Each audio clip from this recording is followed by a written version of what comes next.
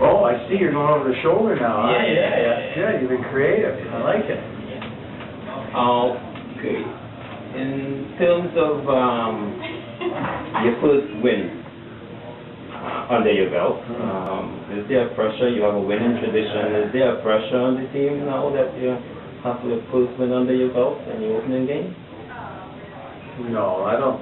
The only pressure that we would have is if we started to put pressure on ourselves. I think what we need to remind ourselves of and remind our supporters of, and I don't think it's going to be too difficult to get across, is that's one game. And really, when you've got 34 games over a season, what you really want to have happen is for the first one to go like it did.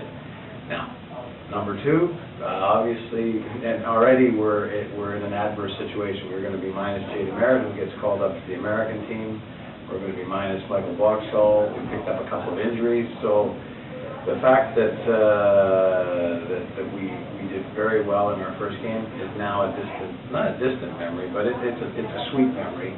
But now it's time to move on and remind people that we are an expansion franchise. So we're going to have our peaks and valleys, and we had a great start, but now we're into the grind of a 34-game schedule, and we know that. And I think what we've also done now is probably eliminated the element of surprise. And if people were going to take us lightly, then they're probably not now, because we just scored 4 goals in our first game. So what we need to do is focus on the things that we need to do on a week-to-week basis to ensure that we always give ourselves the best chance of getting a result. Okay.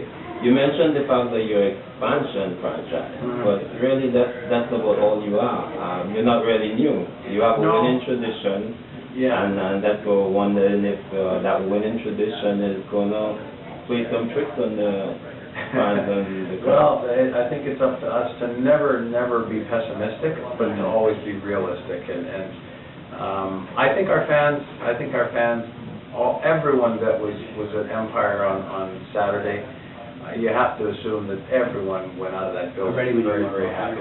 Okay. So I think again, the only pressure is going to come from within. I think our fans they'll savor that moment for forever. It happened, and it happened at the right time. Our debut at MLS after 25 plus years away from the big time, we're back with that. So, but now, again, I think what our fans need to understand, and I think they do, is that we're a young team and we're an expansion team. And historically, expansion teams, when 2 come in a year, and that's not all that common. Real Salt Lake and Chivas came in together, much like Portland and ourselves this year. So the expansion is diluted, the expansion draft. So the last time when they came in together, they both finished bottom. So there's a history there of well, I just want to make sure people have a picture of what.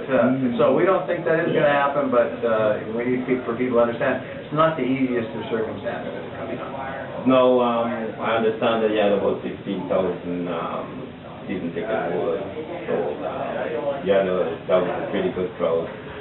Do you think you're winning that season? Well, we're actually capping our season tickets at 16,500. So, and we actually, after the reconciliation, we're at around 15,000. So I have to think, and then already this morning there's been calls about people wanting to buy season tickets because they don't want to jeopardize not getting a ticket. So there's no doubt that the weekend is going to provide a boost in our ticket sales, and it's important for people to know that we do have tickets available, but not an unlimited amount. We're capping it at 16,500. So that group sales, I'm assuming that we would have done a lot more individual game sales for our next home game in 2 weeks from this past Saturday. So yeah, we need to maximize the fact that everybody's happy and everybody's excited about the Whitecaps' return to Major League Soccer. Okay. In terms of the fans being happy, I understand that you're moving from Empire Field to BC Place? BC Place. That'll take in place. October? Yeah, that'll take place in October. Is there any advantages to going to BC Place? Oh, it'll be a state-of-the-art building. I mean, the venue that we're at right now is it's nostalgic because that's where we used to play in the original Whitecap days. But it's temporary, and it doesn't feel like it's temporary when you're in the building itself. The seats are all around you. There's close to the action. It's a great atmosphere, but it doesn't have the amenities that people are used to when you go to a sporting event. The lineups are long for beer concessions. So when we move into BC Place, there'll be a $500 million renovation that's just taking place.